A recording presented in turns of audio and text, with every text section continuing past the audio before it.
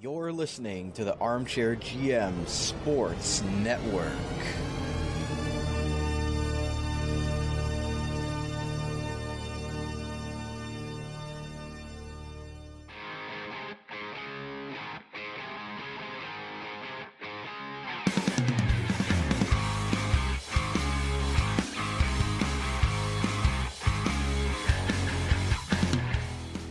This is Rod Mahood, your in-game voice of the Niagara Ice Dogs, and you're listening to the Dog Pound Podcast on the Armchair GM Sports Network, your podcast source for all game analysis, team interviews, and up-to-date news regarding the Niagara Ice Dogs. Welcome into another installment of the Dog Pound Podcast, the official podcast of your Niagara Ice Dogs. This is your January 26th, 2023 edition, guys. Make sure you're following the podcast on Twitter at Dog Pound Podcast, as well as liking us on Facebook and Instagram by searching up the Armchair GM Sports Network. We're available on demand on whatever audio platform you're listening to us right now, and on YouTube for the video version of the podcast. So, guys, if you're enjoying the video version of the podcast, you know what to do. Hit that like, smash subscribe, smash that bell for all updates on video versions of our podcasts that do get released in video form. A lot coming to the network in February. I've been teasing it. But again, stay tuned. A lot of big things coming your way for the Armchair GM Sports Network and for the Dog Pound Podcast. Guys, I'm the host of the Dog Pound Podcast. My name is Brandon Caputo. You can follow me on Twitter at bcaputo_AGM, and you can follow my co-host to my left there on the video version, Kyle, at justkyle51. Kyle, we're going to have a lot of features today because, again, we were going into last week in the last episode trying to remain as optimistic as possible, but after an 0-4 week donut out of 4 games, it's as the thumbnail says, it is by far the dog days of winter right now, and the Ice Dogs is going to be tough sledding the rest of the way if they really want to get back in this playoff race. But as of right now, even coming from optimists like us, it just seems pretty bleak at this point. Yeah, we've officially arrived to the dog days of winter. We got to have at least one episode a year with this title, and we've hit that mark. It was rough, right? We had 4 games. Obviously, the one game added because of the rescheduled game, which was on Wednesday against Sudbury. We played back-to-back home games on Thursday, and then the Ice Dogs played Saturday and Sunday. So 4 games, it was a chance for them to see if they could climb closer towards a playoff spot with the, at least, like we said last show, at least the intensity's there, and it's still there. We were just kind of hoping maybe that we would see a little bit of a turnaround and maybe some hockey luck, and maybe the hockey gods would give us a bone, sort of say. I'm loving all these puns already. It's been great. Yeah, I guess it didn't happen, though. That's all right. So it doesn't look great right now as of today with a playoff spot. We are, like I was telling Brandon before the show, Sudbury's at least 2 wins away from putting the Ice Dogs 20 points out of a playoff spot, which is that last and final playoff spot. So doesn't look great. I mean, again, stranger things have happened in hockey and in, of course, the OHL. You never know. We try to stay as optimistic as we can. It's just right now it's tough looking, especially because, and that's why we're calling it is the dog days of winter. We're deep into winter. We're in the middle of the season, finishing up or close to almost like the third half of the season, and the Ice Dogs are far out. I mean, I think the season goes up until, I believe, March, if I have the schedule in front of me. The last season game is the end of March, so March 26th. So almost the Ice Dogs have 2 months to kind of get things going, I guess you can say, or to kind of recoup on things. But the way it's been going, it's really tough, especially like, and I was kind of talking to our friend in the box, JMB, shout out John Morgan Burns. It's tough to try to stay optimistic when we haven't seen this team have some sort of winning streak. We've had losing streaks. Their winning streak. They haven't won yet in 2023. Yeah, but we haven't strung together, like, teams go on streaks like which is 3, 4, 5, 6, whatever it is. We really haven't seen something like this out of this team this year because of, I mean, we've seen what this team's gone through so much since the beginning of the season. I feel like the Ice Dogs have been the busiest team when it comes to everything all year round. Injuries, trades, coaching changes, suspensions, everything, whatever you can think of. The IceDogs have gone through it this year. Suspensions. It's tough to think that they can do it. I mean, they can't. I still believe they can. It's tough to have that much more faith when they haven't been able to string together some win streaks. And to be honest, you're going to need to have win streaks if you're going to try to make the playoffs at this point. It's not like it's not like at a point where you can't hope for win streaks. You kind of have to at this point to in order to gain some ground, especially with Sudbury's almost 20 points ahead for that last playoff spot. And you look at the last 10 games, it was probably more possible before. Sudbury's on a 6-2, 0-2 streak right now, and the IceDogs are on an 0-8-2. So, I mean, two teams in completely opposite directions right now, and that's why Sudbury's been able to widen the gap so much to Niagara right now. Yeah, and these games didn't help this week, right? These 4 games, if we at least came up with 4, possibly 6 out of the 8 points, it would have done, we would have been coming into this episode going, you know what? The IceDogs might do it. They might catch Sudbury. Going 0-4, goose egg with a win column, not looking good. It's not, and some of the defeats were crushing. Some were close. Can't say the IceDogs didn't give full efforts in a lot of these games in the past 4 games, but it's not looking great. Yeah. And it's tough to watch. It's also tough to see some of the fan reaction that, some of it we saw at home games. There was one home game that some fan threw out a sign that said hire a GM, and it's like, is this really needed? Like, is this necessary?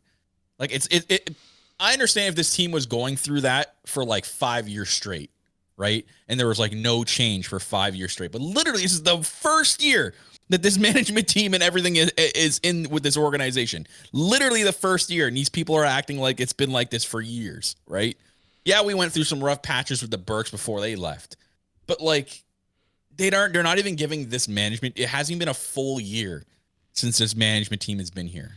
And again, you see it in the NHL too, where fan bases are frustrated. I mean, as a Sabres fan, I've been through. They're allowed to be frustrated. We're not sitting here saying that they're not allowed to be frustrated. But we've been, like, for this example that I'm going to use, the Sabres have been through 3 rebuilds, but it was like they were blaming the new management for what past management has done. And you can't do that because the past management was not there. They are starting their own chapter with what's going on with the team right now, and that's how you have to look at the IceDogs. Yes, the last few years have been difficult, and the IceDogs have not been good, but you have to give the new management a chance to spread their wings. Yes, the first 3 quarters of the season has not gone well. Yes, there's been mistakes that have happened, but you can't blame them for the last 3 or 4 years of what's happened to this team.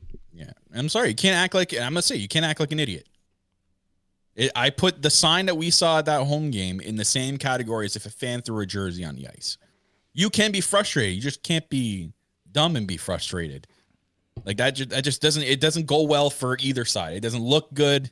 It's not great for the game when you do stuff like that. Like, again, you can be frustrated, but I think to a certain extent where you kind of need to see things more clear and not just from one side of things. It's easy to pile on when things aren't going well, right?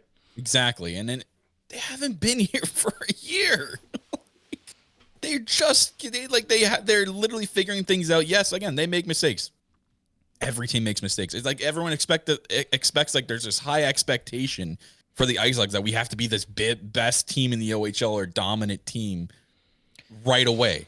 Right. And Devil's Advocate will say, well, they're bidding for the Memorial Cup, so they have to be a certain level of good if they really want to make this bid be worth the while of the Ontario Hockey League. You know what? I can understand some of their frustrations and stuff with that. It is tough to see that in the beginning of the year we said we were going to bid for the Memorial Cup, and then look what happens, right? And it's a tough sell. But at the same time, to put the Memorial Cup stuff aside, I think the expectations would still be there. I think people would still be saying the same things. If we didn't bid for the Memorial Cup, there wouldn't be any changes. Everything that's happened and all the fan outrage would be the exact same. Don't tell me that the Memorial Cup has anything to do with this. You know what I mean? Yeah. Like, it's it's tough to see stuff like that, and it's tough to see like when fans are that angry, because I don't want the fans to be that angry. I want the fans to love going to Ice Dog games and love this organization. But I think patience is a virtue, fans. And you're just going to have to hold out, because this team, again, I've said it like 100, I'm going to sound like a broken record. They haven't been here for a year yet. Let them figure it out for this year. They've made mistakes, yes. Let them figure it out. We'll see what happens. Maybe this offseason we see a big change. Maybe, maybe they do hire a GM. Maybe Darren takes the reins off him a less. Maybe he makes West the full-time GM, or they find someone, right? I just think right now the criticism is a bit much for this team and the expectations that they think this team should be at. It's just built up frustration, right? From years and years and years, and things didn't go well at the end of the Burks tenure and things like that. But again, I know people are going to sit there and say, these guys are just making excuses. We're not making excuses. The team is what it is. It's not good right now. Nobody's saying that this team is playing well, but you know what? Coach Kuwabara is getting them to play a certain way, and with the talent that they have on the roster right now, you can see that there are going to be positives moving forward with it. Yeah, it's not coming together as a full team. Yes, they haven't won any games in 2023. We're not sitting here saying that they're a great team right now as far as the results go, but you can see that they're still buying in despite the results not being there. And we'll get to that with head coach Ryan Kuwabara in our weekly wrap-up as usual. We've also got a very extended episode of Captain Cato's Corner with Landon Cato, where he details a lot of things, frustrations going on, and just his outlook as somebody that's in the room and trying to be, that leader on and off the ice while he's not playing right now. So Landon really gives us some honest answers as well. So again, I think, Kyle, before we get to the next, portion of the show, it's just, the team's not good right now, but guess what? We've still got 2 months left of the season. Let's see what they can do here, and let's see if they can build towards next season. Yeah, and it's not that they're not competing. I'd say there's an issue if they weren't competing and they weren't kind of playing for their coach. Right. And we can sit here and kind of dissect that and kind of partially agree with the outrage that's happening right now from the fans. But they're competing and they're playing in this coach's system, to which if they can build off that and, do what they need to do in the offseason, acquire these top, and they're projecting now to have for sure 2 top 5 draft picks at least. They can build off that, and they can do. And you know what? I do have, and then they've again, like we said in the previous episodes, they've also acquired the capital to make necessary trades in the future to make this team good and to build this team. Oh. And if that's not trading through that and keeping them and building this team through the draft, like Darren said he wants to do, I'm all for that too. You know what? That we've seen other teams do that in the OHL and have success in doing that. So again, we just need to have I think we just need to have a little bit of patience and I guess take 10% off there, fans. Let's just calm it down a little bit and continue to just kind of go through it, right? And support this team. Yeah. Again, we all love this team. We all support it. We all want to see it do well. But we also all have to be realistic about where we're at right now and it's not going to happen overnight that this team's just going to instantly become an OHL championship contender. It's going to take some time. And we've seen when this team does do well, we see how great it is for the community, for Niagara as a region, and just how special that it is when we can all come together and enjoy, winning hockey here in Niagara with great playoff teams, great players. And I just think we've all kind of lost sight of that, and we need to get back to that. Yeah. And give this management a chance. Oh, my God. Like, I've never seen so much outrage over management, and for management that's been here not even for a cup of coffee yet. And you're a Leaf fan. Yeah, and trust me, I've seen that. And I've seen all our part of the fan base that's, which I really hope that I never want to converse with that part of the fan base. I try to avoid that. But yeah, I give them a chance. Literally, let things unfold. I really do believe in the management that they have and what Darren's put in place, that they are going to be able to turn this team around.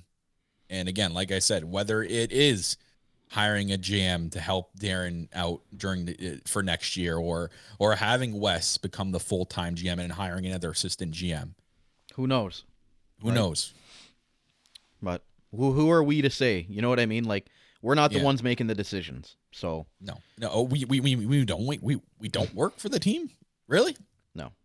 I have this like big book over here full of draft notes. Are you kidding me? Damn it. I really did think we were working for the team, Brandon. God. Yeah. Who would have thought? Who'd have thought?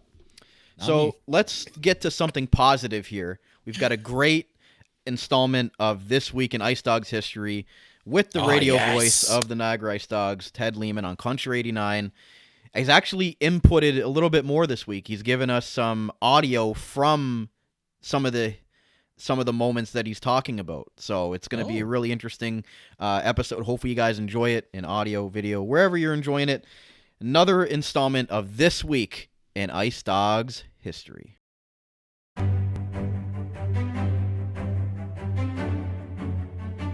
I'm Ted Lehman. It's a busy one. We'll make you smile, though, with This Week in Ice Dogs History. So we start with birthdays. Happy 18th, Tuesday the 24th, celebrating, hopefully having a great day, Declan Waddick. Coming up on Sunday, current Ice Dog Jared Keen's going to turn 21. Same day, same birthday, the one going out when he was coming in. Matt Pappas celebrates in 10 years their senior, one of the great hitters in Ice Dogs history. Played it the right way. You remember Matt Petgrave. Speaking about going at it, 25th of January, 2008. Noteworthy not for a 6-3 win on the road in Kingston. Noteworthy for the Ice Dogs' first ever goalie scrap.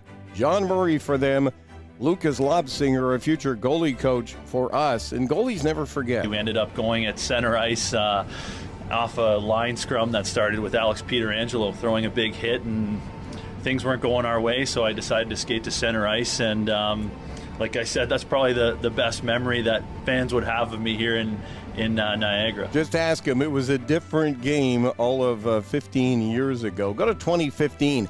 In a week where we celebrate the Rank and Run and all the great funds they raise for the battle against cancer, there were a couple of, special events in that genre that were kind of notable. 25th of January, 2015. You call it Pink the Rink and the rink goes black. $1.15 in. Ice Dogs are trailing Barrie.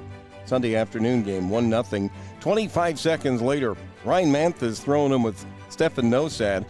The end result was 5 straight goals in the first period. Ice Dogs are all of a sudden up 5-1. They go on to a 7-4 victory. Yeah, we got used to that at the Jack. Not the new Meridian Center, but if you ask our color commentator at the time, Chad Nelson, it wasn't all bad. We still got electricity in our broadcast location. Everywhere. It seems to be everywhere. The concourse level still has it. They still seem to be able to sell food, so that's important. Of course. It's just the lighting for the rink. But there's enough light coming in from the ends. It's not like we're in complete darkness. As long as you can get your favorite pop and some food, it's all okay. Ice Dogs went in to win that game decisively back in 2015. 3 years later, another Pink the Rink event. This time, nationally ranked Sarnia comes to town, builds a 5-1 lead. The Ice Dogs end up storming back. Notable for the hat trick, including the OT winner from Sam Miletich, but the tying goal, that went to the captain. Right side, off the stick of Akil Thomas. Right point, Miletich there to grab it. Right side, Thomas towards the net, off the body. They score! It's tied at 5! The captain, Johnny Cornell. Yep, number 23 got it done. Again, a 6-5 victory. This has got to be my favorite historical event of this week. We take you back to January 24th, and in this case, 2014. Ice Dogs are going into Erie. They're facing the likes of Dylan Strome, 45 goals that year. Connor Brown, Leaf Pick, 45 goals that year. Dane Fox, 64 goals. Andre Burakovsky, still in the NHL, 41 goals. The Ice Dogs were going through goalie injuries. Called up a youngster from the St. Catharines Falcons in John Delario, who in the following season would have his best Falcons year ever. But that year, he was backing up that squad, gets called up to the Ice Dogs. You figure it's got to be a mismatch, right? Wrong. Ice Dogs build themselves an early lead and then hang on. Shots in the hockey game, 40-21. Some incredible saves. He befuddled the shooters and all those snipers, did John Delario, and including a third period where the Ice Dogs were outshot 14-1. Burakovsky got 2, but A 3. Burakovsky fires, glove save. Robbery. John Delario gets the glove on it. Aaron Hayden gives him a little pat on the dog crest. That was Burakovsky, Sweden World Junior silver medalist right there, teeing that one up on the power play, and Delario out of the top of the blue paint says, so what? Well, yeah, it was that kind of day. John Delario, just the game of his life, and the Ice Dogs ended up getting the 4-3 upset victory. Hope you enjoyed another edition, I know Chad Nelson did, of This Week in Ice Dogs History. I'm Ted Lehman. Wow. John Delario, what a legend. God. But and Johnny Corneal, another name from the past. yeah, and the first goalie scrap and the lights going out. Like, just, again, this is the stuff that, I think we lose sight of sometimes when we're, going through rough patches right now with this team, is just how much, history and how much just looking back on these moments, how much we love Ice Dogs hockey and the reason why we all became fans of this team over the last 15 years. Yeah. Man, this team has a lot of history. A lot of history. I know we haven't won an OHL championship, and yeah, good on you, London. Beat us twice, whatever. But the names that have played for this team, and even the names that we faced against, they mentioned who was that? That was Erie that we were facing. Yeah, Connor Brown, and Dylan Strome. Connor Brown, Dylan Strome, Andre Burakovsky. Like, it's crazy. Just even us, like with our history of talent, like Alex Pietrangelo, Ryan Strome, Ryan Strome, Freddie Hamilton, Dougie Hamilton, Brandon Perlini. Like, the list goes on. We've had a lot of names, notable names that have played for this team, and that it was actually cool because. Was it on Thursday last week, the Thursday game, I got to be part of a radio segment on Country 89 with Ted because you were at the Sabres game. And we talked about what, if there was to retire like the first jersey number in the Meridian Center for the Ice Dogs, who would it be? And my first person he's like, first person that comes to mind, I said Alex Pietrangelo. What he's done in his NHL career, what he did for the Ice Dogs, he's always going to be associated with the Ice Dogs. So I think naturally should be him. He mentioned Alex Friesen, of all people. I mean, what would you have said, Brian? I know it probably Pietrangelo, but if you didn't have to pick, if it wasn't Pietrangelo, if he was already in the rafters, who would you pick? Oh man, Pavel Janis. No. No disrespect to Pavel Janis. He was the first player that came to mind that wouldn't be in the rafters. I don't know. It depends. Are you going off of their NHL success or their success as Ice Dogs? Because I think there's two different conversations to be had. See, right? We had that conversation too. Like, I don't know. What would you like? I think for an Ice Dog, because like a 5-year Ice Dog would be Alex Friesen and Yeah. Anthony DeFruscia, right? Like those are 2 5-year Ice Akil Dogs. Thomas, he was here right till the end until they traded him to Peterborough, and then away he went. So it's hard. Like again, it's hard to have a Mount Rushmore depending on obviously NHL success. You'd say Pietrangelo, Dougie Hamilton, Jason Robertson now. But if you're going off Ice Dog success, I think the list would be a little bit different. Again, I don't. We have all the names. It's just I don't know. And you guys even got into like Mark Vizentine and Alex Nedeljkovic. Like there's so many names. I think Pietrangelo would be the first one to go up, but I think you could make a case for 7 or 8 guys to be the next one up after him. Yeah. And it's just us going around to different rinks, and we always bring up the Steven Stamkos. Like, they literally have a giant wall for him in Sarnia. They even have a Jordan Kyrou section. So it's like, I don't know. I really hope that the Ice Dogs will at some point, start Even to not bring retire, back, just honor. You know what I mean? Like honor the used to. heritage. Yeah. And again, I know we didn't win an OHL championship. We've been to 2, thanks to London. Didn't win either of them. But again, there's just a lot of great history with this team, and always loved Ted being able to, even as us, we can't remember some of these things all that happened. So it's great that we get brought back down memory lane, and he even had some audio clips of that of those. And again, it puts us in a good mood every week, despite the team not having the greatest success on the ice right now. Exactly.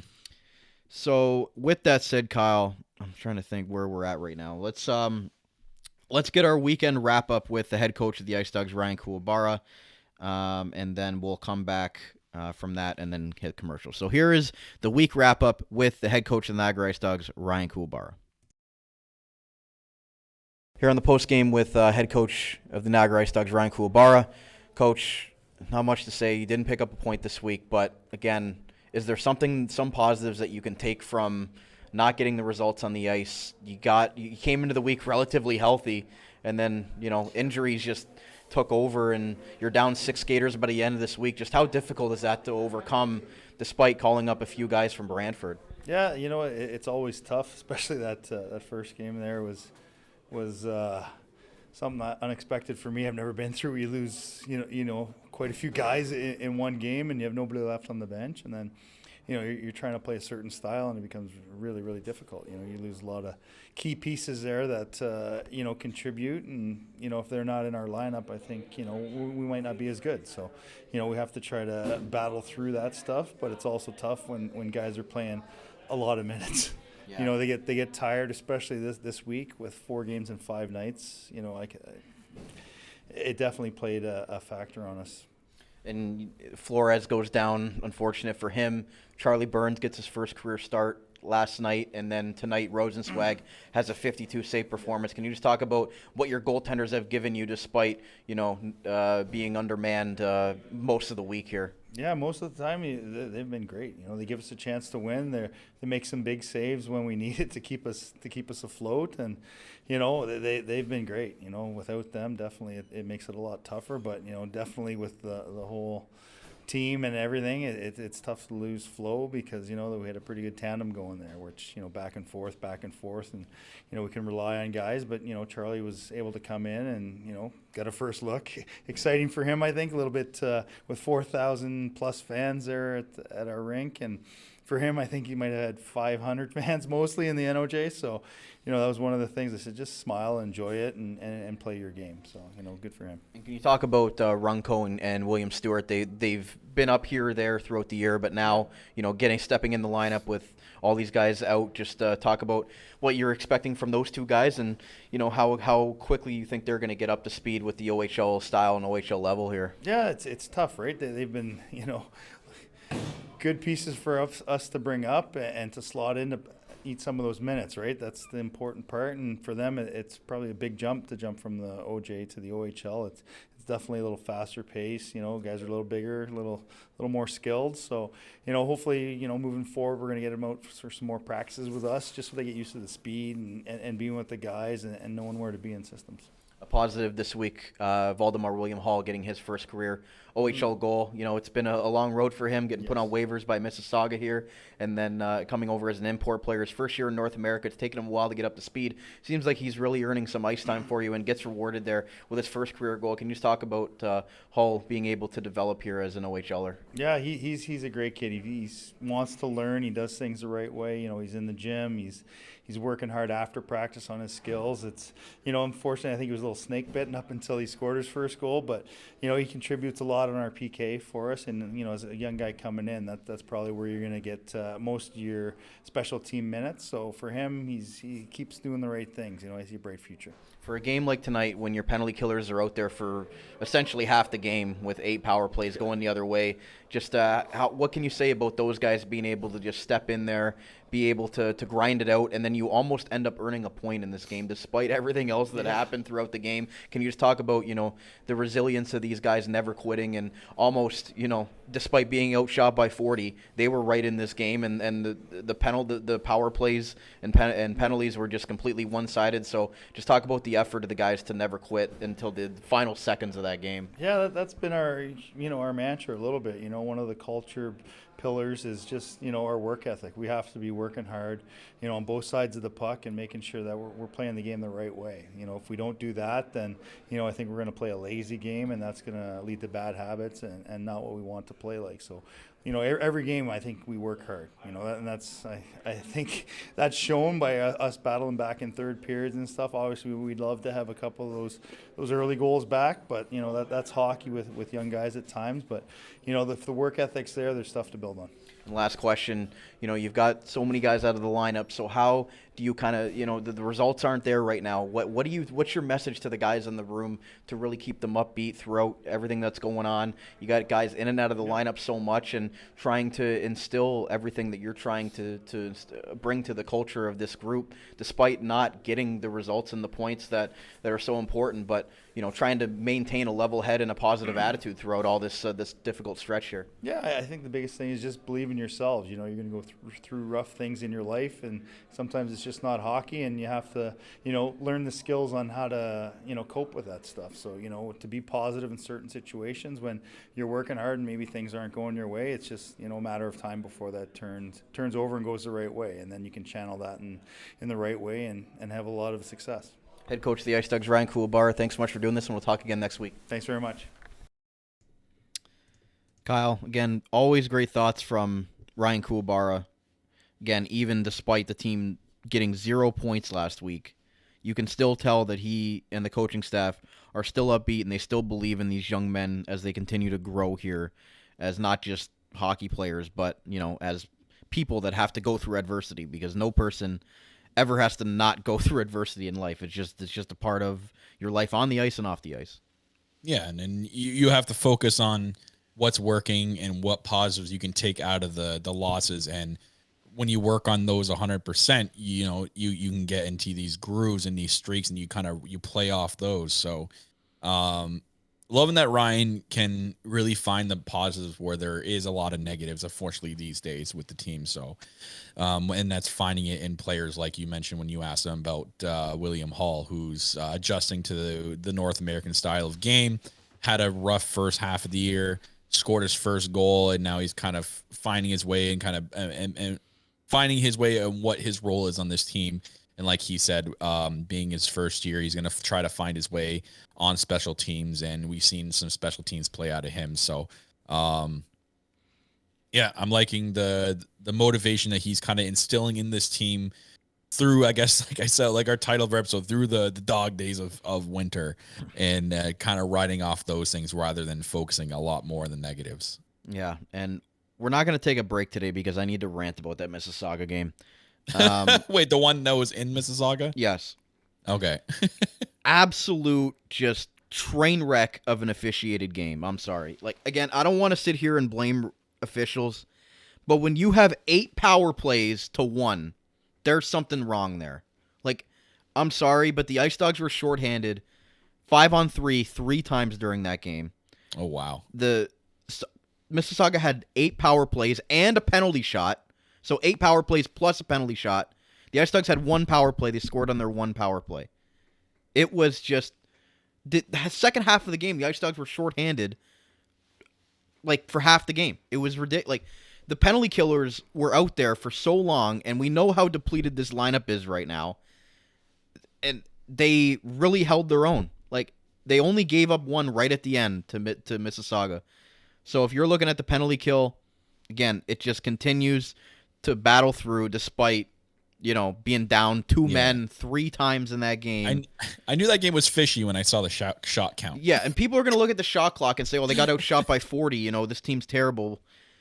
When you're shorthanded 8 times, how are you going to get any shots on net? Yeah. Like, please explain to me how a team that gets 8 power plays to 1, I don't care if it's the Toronto Maple Leafs against the Danbury Trashers, it's just going to be completely lopsided regardless of who's playing in the game. It doesn't. 52-57 for Rosenzweig, too. Going to give him props there. I know with the officiating, but for him standing on his head for what he did and only allowing 5 goals on that many power plays, that screams big out of a goaltender like that. And I saw a few of the highlights of that game. Some of the goals were a little bit unfortunate, but good for him. I mean, that's a lot of shots on net, but that's upsetting to see, especially when the referees are supposed to be there to call a game kind of right down the middle. Yeah, that doesn't look great. No, and again, I'm not going to make excuses to say that was the only reason that they lost, But again, it played a major factor into how the box score looked. And the Ice Dogs only lost by 1 because they actually scored a shorthanded goal. That's shocking, too. They scored a shorthanded goal with 20 seconds left to cut it to 1, and they almost tied the game. Like, despite being shorthanded for literally half the game. Mm-hmm. They lost 5-4. It could have got completely out of hand, but this team pulled it together, and their penalty killers just continued to do a great job and then capitalizing on opportunities. So, to me, that was the bright spot of the whole weekend, despite it being a complete train wreck of an officiated game. The Ice Dogs somehow came away with some positives because that game could have been like a 9 or 10-1 game. The way it was, when you have 8 power plays and 3 5-on-3s, like it was just insane. But the Ice Dogs did a good job, at least remaining in that game. I know they're not going to get any moral victories at this point because they lost all 4 games this week, and some of the games, were worse than others. But that Mississauga game, despite everything that happened, like I mentioned to Coach, it still went. They still battled through all of that. So to me, that's a positive that they just don't lie down and give up when things are going bad. They've got a lot of these players that really take a lot of pride in the way that they play a solid two-way game. They play very good on the penalty kill.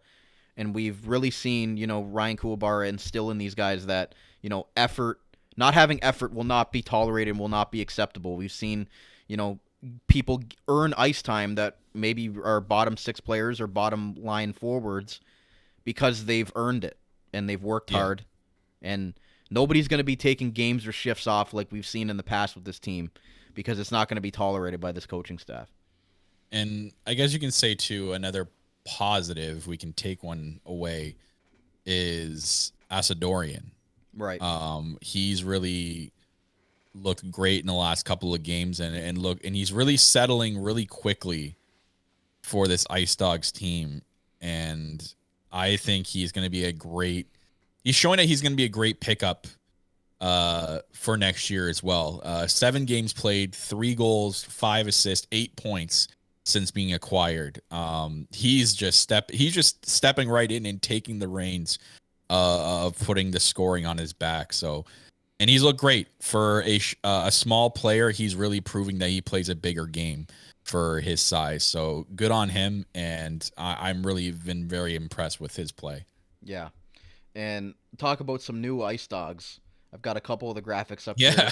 And again, unfortunately, I mean, it's great to see them sign, but it's unfortunate due to the circumstances as to why they were signed. Yeah, and again, we didn't really discuss that, but the Ice Dogs literally had 4 or 5 players go down in that first game that's to start the week. So the way the week started was just, as bad as it can be. Jared Keane breaks his wrist out for the season, which we just had him on the show last week talking about how he wants to finish out his overage year.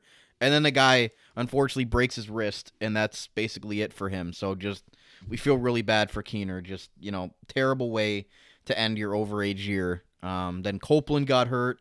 Augustinelli got hurt early in the game. Wysick's still out of the lineup.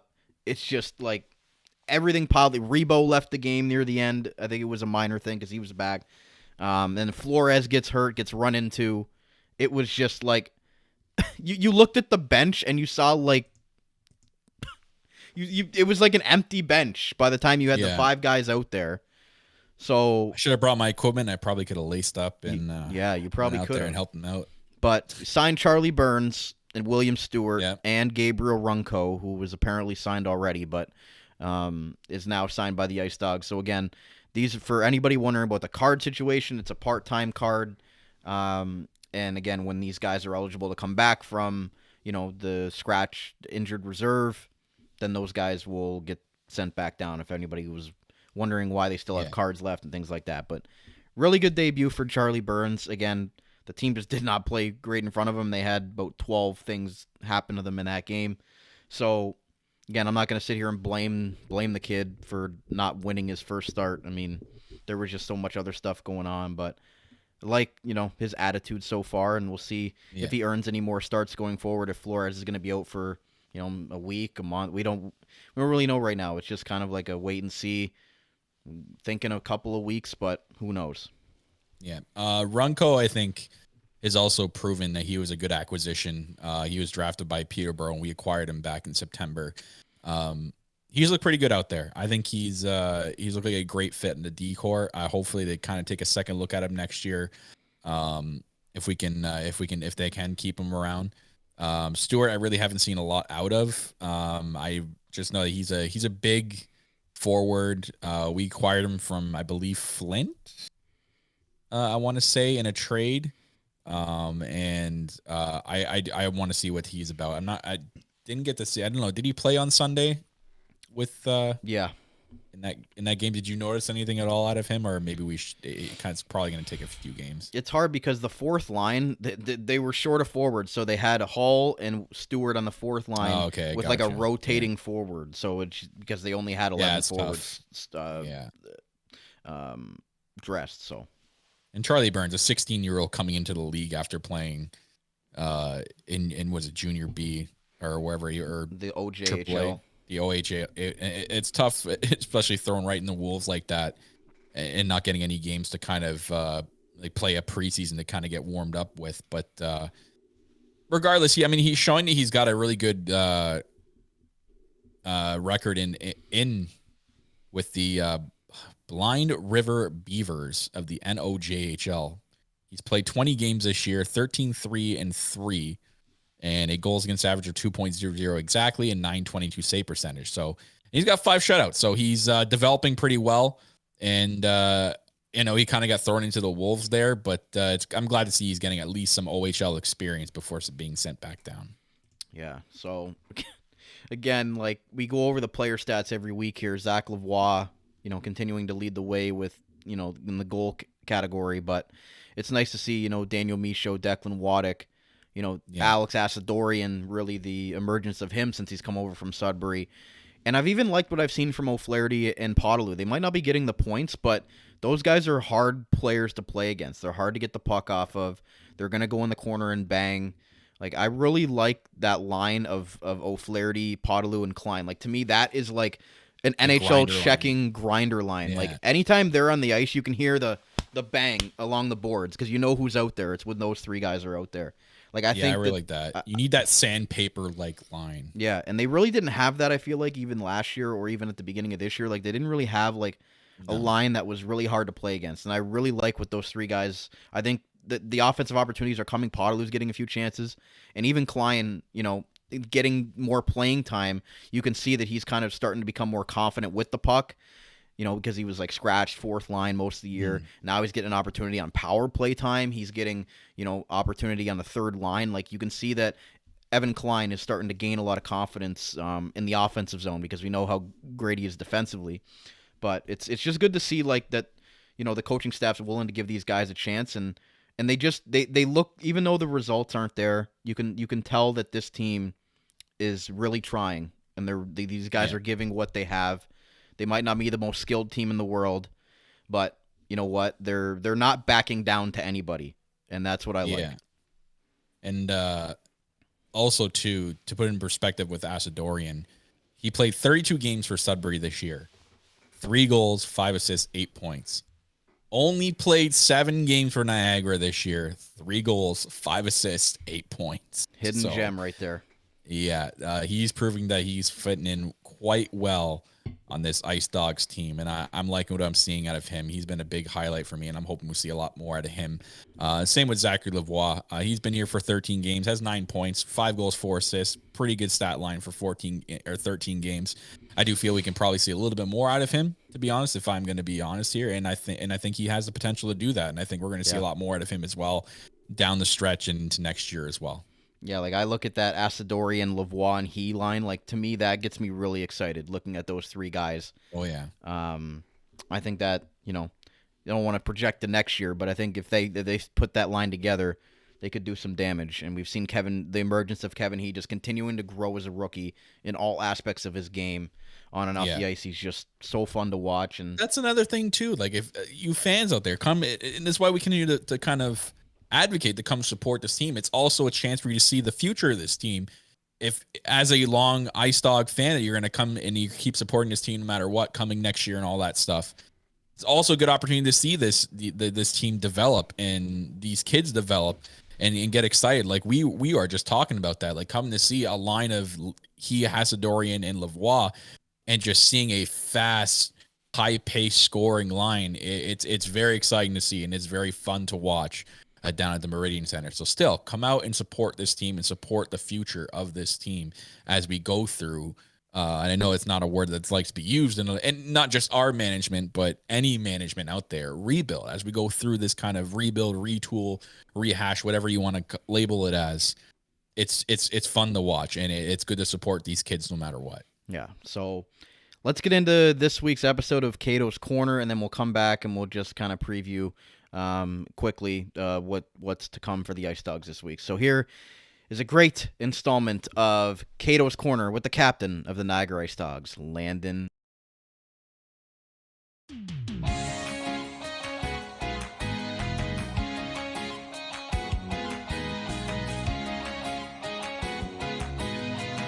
Join another installment of Captain Cato's Corner with Landon Cato. Landon, Happy New Year. First one of 2023. Things aren't going right for the team right now, obviously, on the score sheet. How do you guys keep a positive mindset in the room and just in general to make sure that you guys are staying upbeat and because it's still, a long way to go here and trying to get the guys to want to come to the rink every day? Yeah, no, it's a good question. I think it's tough, actually, for sure. I think that's something we've battled through this whole year.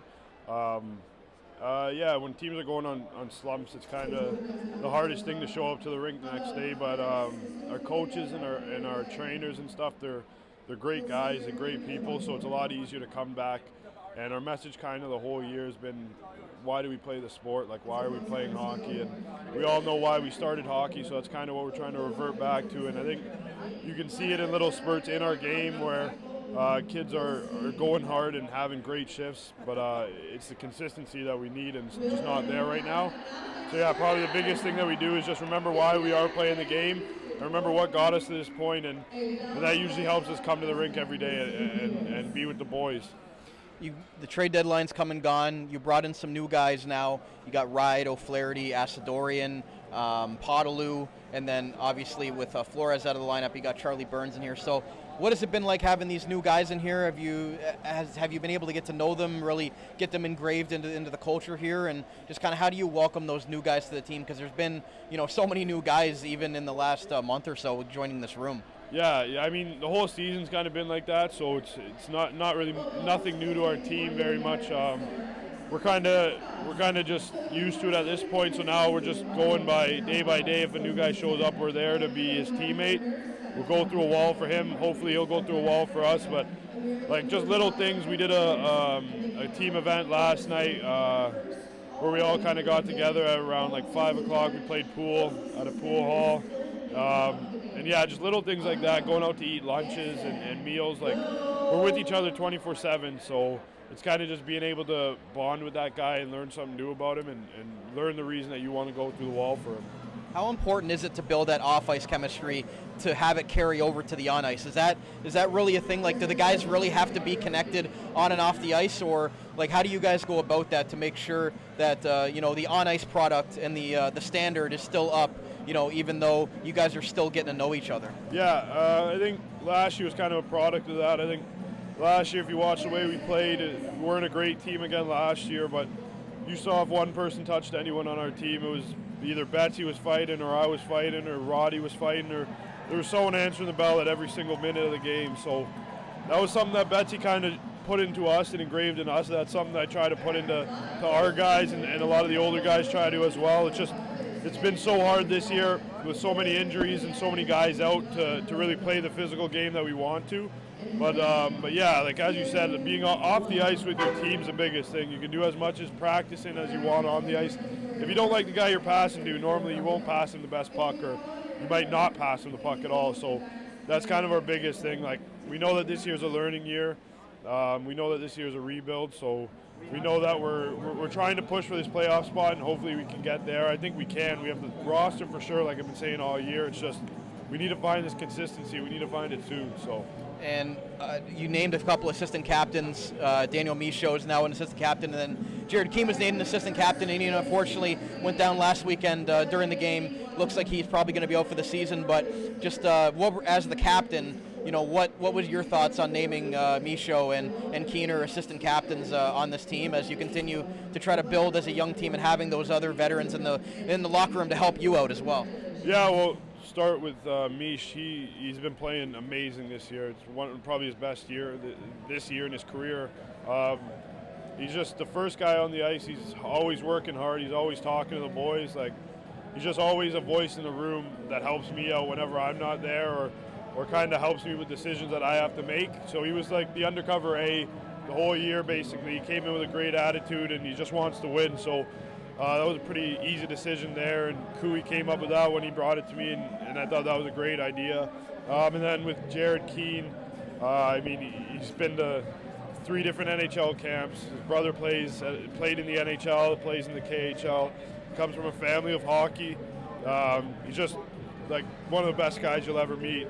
Just includes everyone. He knows so much about the game, and he just has such a competitive mentality that it was a no-brainer with him as well. It's terrible to see what he's going through right now, and I was talking to him yesterday on the phone, and he just wanted to know what was going on with the boys and how the boys were feeling. Augustinelli was injured at the same time, and Keener's first words was, "Is Ego okay? Is Ego okay?" And vice versa, Ego's first words were, "Is Keener okay?" And it was kind of, that's the things you look for in a season like this. Those are little details and little notes that you look for in a season like this to kind of give you a guide on where it's going and what the future has to hold. Despite everything that's been going on, are there any players that have really stuck out to you? It's a really young roster, but do you see some real big growth or development in some of these younger players? I know we talk about Kevin He all the time, how much he's grown his rookie year, but is there somebody else as the captain that's really catching your eye, maybe even off the ice as well as they're maturing and growing as young hockey players? Yeah, I think, well, to say all the guys that we've picked up so far, it's been a complete change. Like, these guys are in the trainer's room 24/7 recovering their body, and it's kind of cool to see how other guys from other programs do it and how they bring a little flavor of their own into our dressing room. And I think it's honestly working off the ice and in practice and everything. So, yeah, it's just, I think probably the one kid that I could say is probably either Halsey or Vladimir Hall or Podoluk. Of course, you have Asadorian who's putting up points, but I mean, playing against him in Sudbury, you kind of knew he was going to do something like that coming in here. He's always been able to get some points. Same thing with Ride. He's a big boy. You know he's going to come in and play. So those guys I already kind of knew about. And then Podoluk, he's really opened my eyes. He's a workhorse. See that line with Kleiner, him, and O'Flaherty, and it's a line I don't want to play defense against, that's for sure. So. How cool is it to see Voldemar William Hall score his first goal? I know it's been a long time coming for him. Picked him up off waivers from Mississauga. He's been grinding there on the fourth line. He's been earning a lot of more playing time as of late under Coach Kuwabara. Just how happy were you guys for him coming over as an import player, his first year North American hockey, and finally getting one in there and having that moment? Yeah, I think that was one of the biggest moments of the season. I think you saw everyone on the bench when he scored. It looked like he was injured almost. Everyone rushed over to him and giving him hugs and tapping him on the back and all that. So he's a really liked player in the dressing room, one of the best guys you'll meet, just the nicest guy ever. Doesn't care about anything else but being nice. And so when you see guys like that score and you see how much work he puts in off the ice and how much he loves the game, it's just so rewarding to see them score. It's almost like you just scored your first goal again. It's awesome. It's one of the best feelings in the world for sure. And last question, I know you're not in the lineup right now.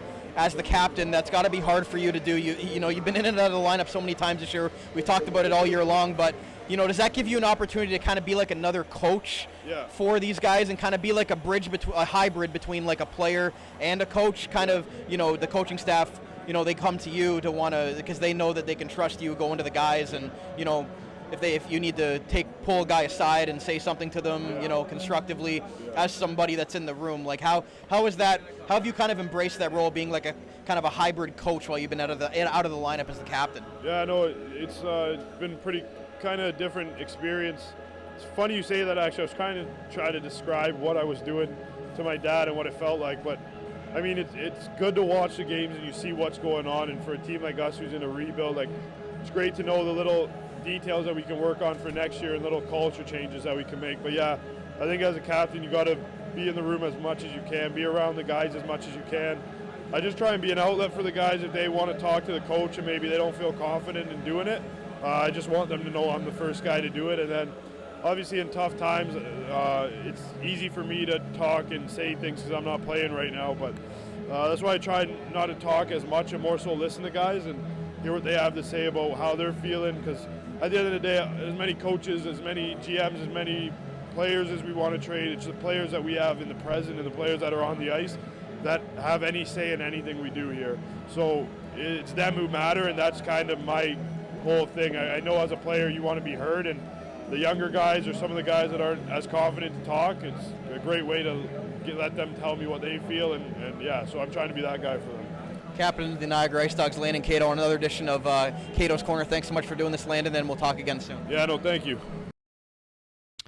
Great stuff, Kyle, from Captain Landon Cato. Wally's been out of the lineup. It's been really tough for him being out of the lineup, but it's good to hear that he's kind of, embracing that coach, player coach, hybrid type role that he's kind of had to do right now.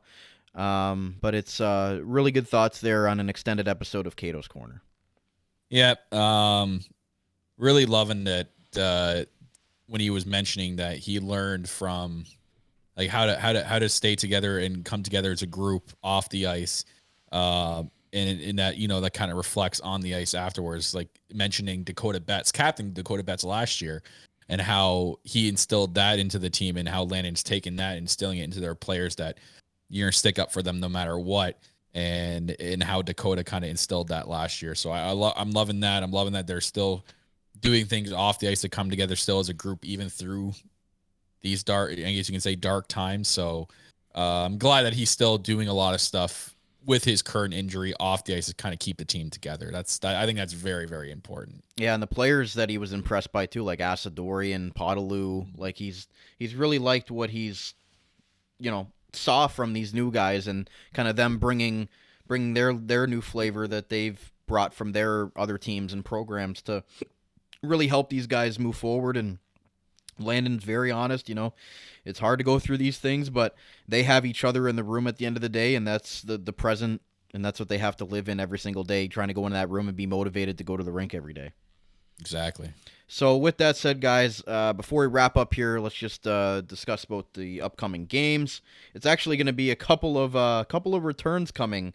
Tonight, we've got the return of Pano Femus with the Erie Otters. So Pano will be back in town tonight playing against his old team. I'm calling him Femus. Okay. He's not on our team anymore. It don't matter. So you just want to botch his name? Pano Femus.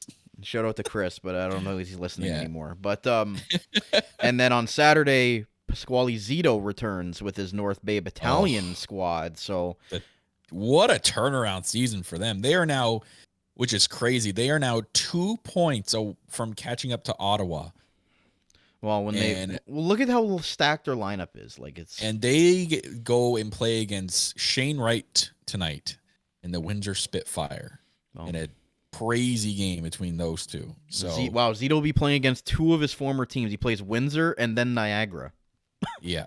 So good for Zito, I guess. And then Niagara, quick turnaround from Saturday. They'll play Saturday night against North Bay here in Niagara, and then they'll go and drive to Erie to play Erie on Sunday afternoon.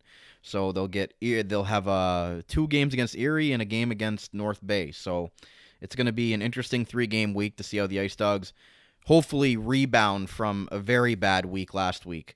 I know, North Bay is a very, very tough team, formidable team this year. They're pretty stacked up and down. It's going to be hard for the IceDogs to pick up points against them. But I look at the 2 games against Erie tonight and Sunday. I would be disappointed if they didn't come away with at least 2 points out of these 2 games against Erie, if not, winning both games, because I just think Erie, no disrespect to Pano Femus, but, they're kind of in the same spot the IceDogs are as far as the talent on the roster, and I think the IceDogs can win those 2 games. I really do. Yep, you're right with that one. I think they can at least win at least 1. Be great for 2. Saturday's a little bit of a toss-up where you're playing a really good North Bay team. Yeah. So who knows how that's going to go. But Thursday is also an interesting game as well, or I guess tonight. It is the Rankin Cancer Run game, so they're going to be wearing specialty jerseys tonight. Kind of looks like the old school Calgary Flames colors, but it's the same colors as the Rankin Cancer Run. So these jerseys, again, are going to be auctioned off after the game in section 105. So, and all the profits are going to Rankin's Cancer Run. So, if you've been to these jersey auctions, you can have your chance at bidding on a specialty jersey. If not, that's happening after the game in section 105. But they look pretty neat, and I can't wait to see them on the ice.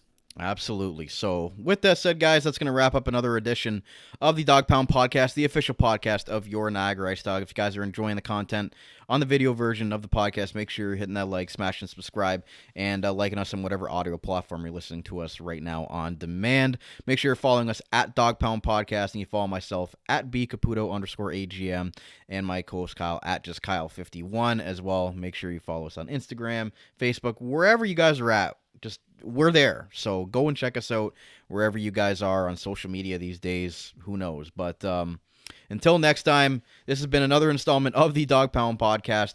Bark, bark, bark. Go Dogs, go. And we'll talk to you guys again next week.